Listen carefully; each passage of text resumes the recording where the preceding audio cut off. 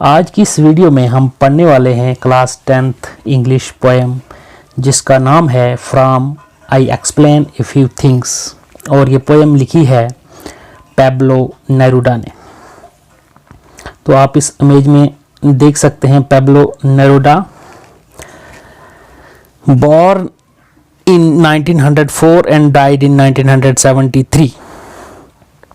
तो ये एक चिलियन पोइट हैं, या आप इस साउथ अमेरिकन कॉन्टिनेंट में देख सकते हैं ये कंट्री, इसका नाम चिली है।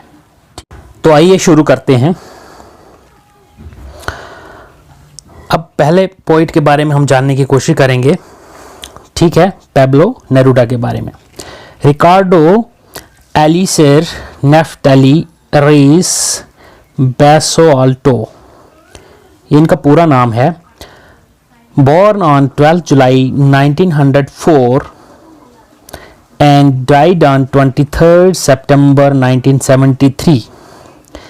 Better known by his pen name Pablo Neruda. इनका तखल्लुस क्या है? पैब्लो नेरूडा, ठीक है। इनका असली नाम जो है ये है, और पेन नेम यानी कि तखल्लुस जो है वो पैब्लो नेरूडा है। Was a Chilean poet, diplomat and politician, diplomat भी रहे हैं, पॉलिटिशियन भी रहे हैं। Who won the Nobel prize for literature in 1971। 1971 में इनको लिटरेचर के लिए नोबेल प्राइज भी दिया है। Neruda became known as a poet when he was 13 years old. जब वो 13 साल के थे तो तब ही वो मतलब एज ए पोइट जाने लगे, ठीक है। And wrote in a variety of styles including poems भी लिखी हैं, historical epics भी लिखी हैं। epic होता है long narrative poem, ठीक है। a prose autobiography, a passionate love poems such as the ones in his collection 20 love poems and a song of despair in 1924, ठीक है। अब है इंट्रोडक्शन इस पोएम की, ठीक है। This poem has been written by Pablo Neruda. He was a great Chilean poet, ये Chile के रहने वाले थे। Who was sent to Spain, Spain एक यूरोपियन कंट्री है, ऑन ए डिप्लोमेटिक मिशन, ठीक है। एज ए डिप्लोमेट वहाँ पे उनको भेजा गया था। Where he met great Spanish poets like Raul, Rafael, Federico and became his friends. जहाँ पे वो मतलब स्पेन जब गए वहाँ पे मिले स्पेनिश पोइट्स के साथ जिनका नाम था रॉल, राफेल एंड फेडरिको, ये तीन, और वो ये तीनों जो है उसके दोस्त बन गए। The poem portrays means picturises pre-war and post-war scenario of the Spanish Civil War of 1936। जो स्पेनिश सिविल वार हुई थी 1936 में, ठीक है, उसके बाद का और उसके पहले का, ठीक है। वो स्पेनिश सिविल वार हुई थी यानी कि उससे पहले और उसके बाद का जो सिनेरियो है, माहौल है, वो इसमें वो पोइट जो है पिक्चराइज करवा रहा है, ठीक है। तो आइए अब देखते हैं इसकी समरी क्या है पोएम की। This poem represents the past and present of Spain. Past and present means pre war and post war of Spain, ठीक है। The poet describes the past of Spain as immensely beautiful place. Immensely means very beautiful place, काफी खूबसूरत जगह Spain, with flowers, फूल, beautiful houses, खूबसूरत घर, and fresh vegetables all around. The Spanish civil war broke out in 1936। Spanish civil war जो है कब शुरू हुई? 1936 में, एंड लास्टेड फॉर 3 years, और 3 साल तक ये स्पेनिश सिविल वार चली। And suddenly the mood off the poet changes, और अचानक जो पोइट का मूड था, उसका जो मिजाज था वो चेंज हो गया। He begins to write about the bloodshed. अब वो शुरू हो गया लिखना ब्लडशेड, खून रेजी के बारे में।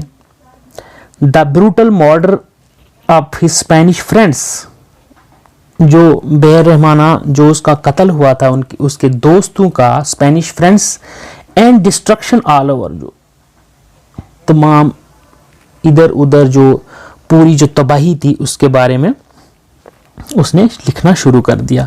इन द एंड, आखिर में, द पोइट होप्स, अब पोइट को ये उम्मीद है, that there will be another uprising in Spain, कि स्पेन में एक दूसरी मतलब अपराइजिंग यानी कि जंग होगी, वार होगी, led by commoners, common people, जो कि आम लोग जो हैं वो लड़ाई जो लड़ेंगे, who would rise up in arms, जो कि हथियार उठाएंगे, against the perpetrators of bloodshed, यानी कि परपिट्रेटर्स मीन्स मुजरम, one who carries harmful illegal acts, उनके खिलाफ जिन्होंने ब्लडशेड किया है, खून रेजी की है स्पेन में, उनके खिलाफ जो है वो हथियार उठाएंगे और बदला लेंगे। और आइए अब हम टेक्स्ट पढ़ते हैं और इसको डिटेल में एक्सप्लेन करने की कोशिश करते हैं।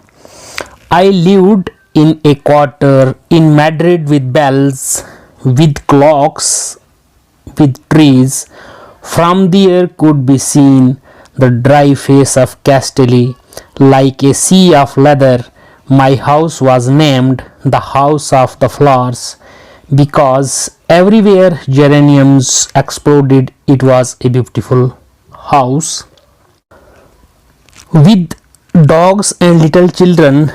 Raul, you agree, Raphael, Federico, you agree, beneath the earth, you agree about my house with balconies where the lights of June drown flowers in your mouth, brother. तो आइए हम अब इन लाइंस को एक्सप्लेन करते हैं।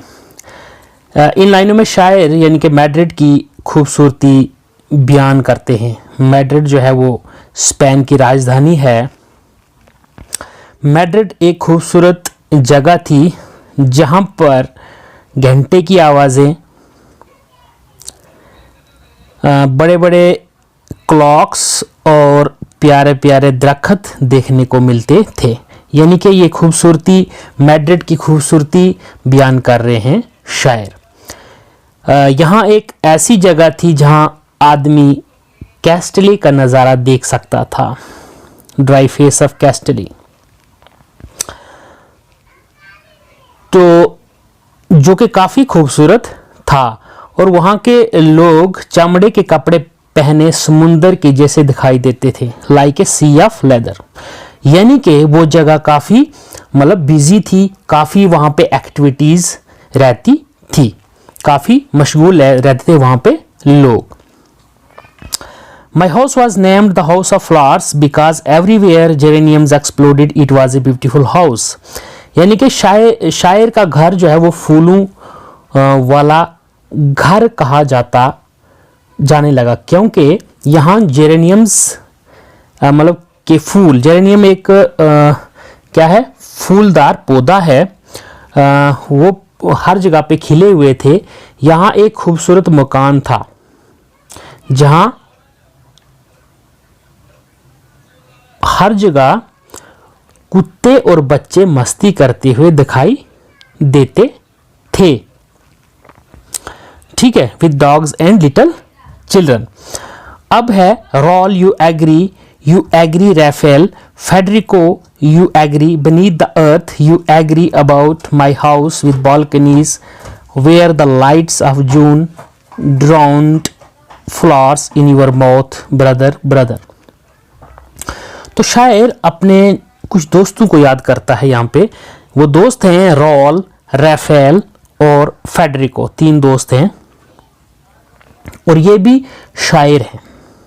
ठीक है, तो उन दोस्तों को याद करता है जो उसे मिलने उसके घर आया करते थे।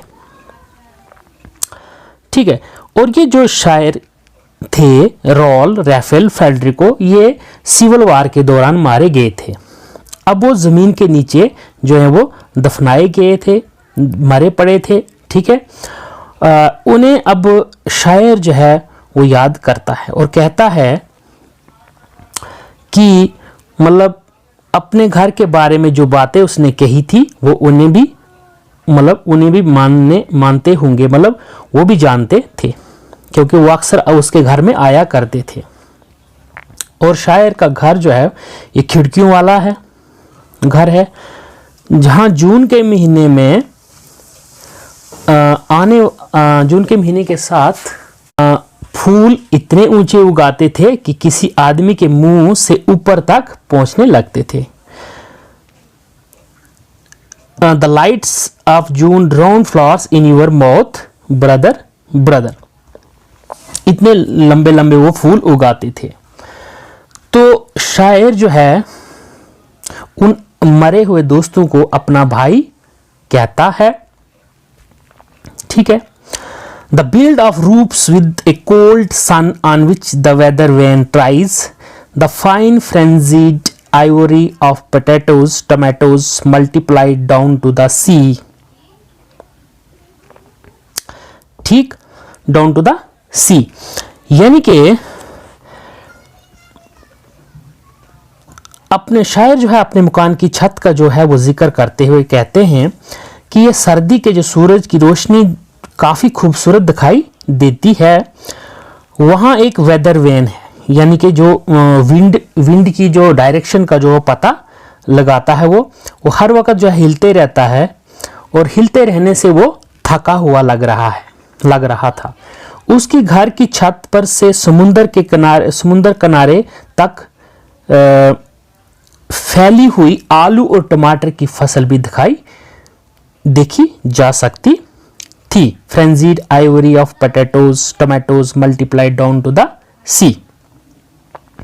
And one morning all of that burned, and one morning the bonfires leapt from the earth, devouring beings, and from that moment fire. अब मतलब इन लाइंस में पोइट कहते हैं कि one morning all of that burned, मतलब एक रात वो तमाम स्पाइल हो गया, आग ही आग दिखाई देने लगी, और काफ़ी मतलब वो आग जो थी काफ़ी लंबी चौड़ी आग थी, ठीक है।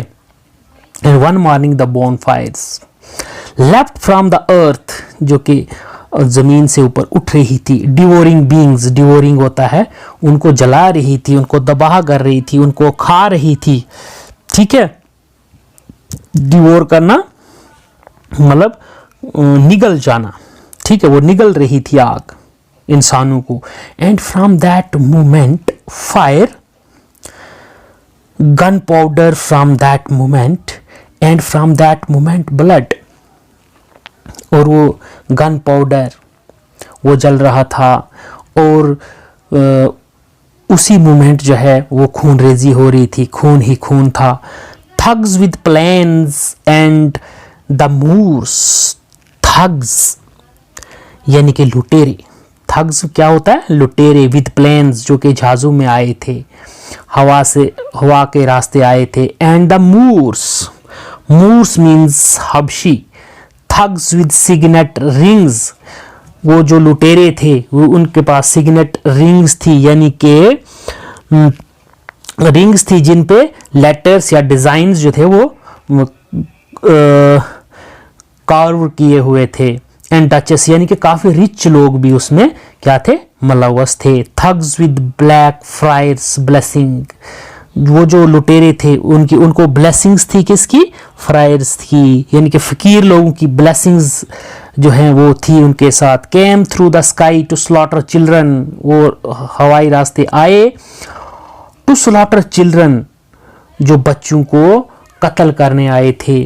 And through the streets the blood of children, और उस जो गलियों में जो वो बच्चे थे, बच्चों का जो ब्लड था वो बह रहा था। Flowed easily like the blood of children, मतलब इतना मिकदार में बह रहा था, ठीक है। बच्चों का जो खून था वो बड़ी तेज़ी से वो गलियों में बह रहा था। यानी कि पोइट जो हैं यह पिक्चराइज करवा रहे हैं जब स्पेनिश वार जब हुई थी, सिविल वार जब हुई थी, तो कितनी ब्लड शेड हुई थी वो यहाँ पे डिस्क्राइब कर रहे हैं। jackals that the jackals would drive away. jackals यानी यहाँ पे सिंबॉलिक है मक्कार लोग, ठीक है. that the jackals would drive away. stones that the dry thistle would bite and spit away. वो लोग जो थे वो पत्थर की मानद थे कि ड्राई थिसल यानी कि सूखे कांटेदार झाड़ियां भी उनको बाइट नहीं कर पा रही थी. वो इतने जालिम और इतने डेंजरस लोग थे, क्रिमिनल्स थे, ठीक है. तो उनको कोई भी नुकसान नहीं पहुंचा पा रहा था. वो बच्चों को मार रहे थे, ठीक है. और वो खून जो बच्चों का खून जो है वो फ्रीली जो है वो बह रहा था गलियों में से, ठीक है. तो vipers that the vipers would hate. Vipers यहाँ पे जहरीले सांप, वो भी जहरीले सांप की तरह थे, ठीक है. जिनको जहरीले सांप भी मतलब उनको क्या नफरत, उनको बाइट नहीं कर पा रहे थे. इतने मतलब वो डेंजरस लोग थे, ठीक है.